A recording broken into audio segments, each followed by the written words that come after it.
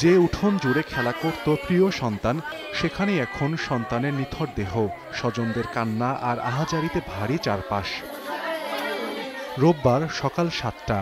প্রতিদিনের মতো ভ্যানে চড়ে পাবনা জামালপুর এলাকার ক্যাডেট কলেজিয়েট স্কুল অ্যান্ড কলেজে যাচ্ছিল ১০ থেকে ১২ জন শিক্ষার্থী। তাদের বহনকারী ভ্যানটি গয়েশপুর ইউনিয়নের ভাঙাবাড়িয়া এলাকায় পৌঁছালে ঢাকা থেকে পাবনাগামী একটি ট্রাক নিয়ন্ত্রণ হারিয়ে শিক্ষার্থী বহনকারী ভ্যানে চাপা দেয়। এতে ঘটনাস্থলে নিহত হন পাবনা কলেজিয়েট স্কুল অ্যান্ড কলেজের ৪র্থ শ্রেণীর ছাত্রী তাসমিয়া আক্তার, ৫ম শ্রেণীর ছাত্র আবু তোহা ও ভ্যান চালক আকরাম হোসেন। আহত দুইজনকে পাবনা জেনারেল হাসপাতালে ভর্তি করা হয়। দুর্ঘটনা কবলিত ট্রাকটি জব্দ করা হলেও পালিয়ে গেছে চালক।